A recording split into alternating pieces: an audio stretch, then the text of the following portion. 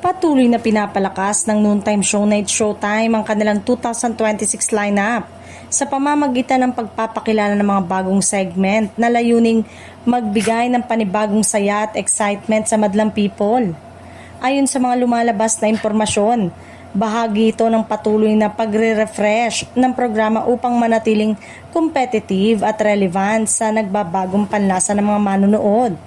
Isa sa mga pangunahing focus ng show ay ang mas interactive na mga segment kung saan mas aktibo ang partisipasyon ng studio audience at viewers sa bahay. Layunin itong gawing mas engaging ang noontime experience, hindi lamang bilang entertainment kundi pati bilang platform ng pagkakaisa at good vibes.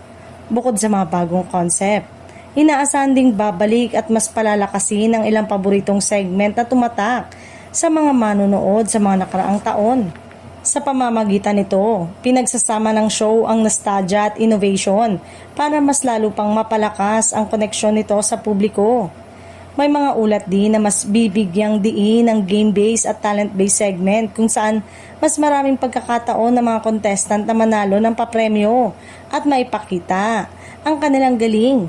Ito ay bahagi ng patuloy na ebolusyon ng programang bilang isang dynamic at audience-driven show.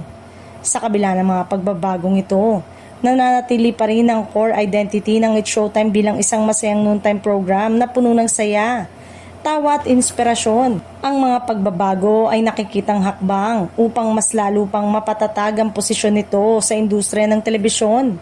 Sa huli, inaabangan ng mga manonood ang opisyal ng pagpapakita ng mga bagong segment na inaasahang magdadala ng panibagong sigla sa 2026 run ng show. Marami ang naniniwala na sa patuloy na pag-evolve nito, mas lalo pang lalakas ang tatak ng It's Showtime sa masa.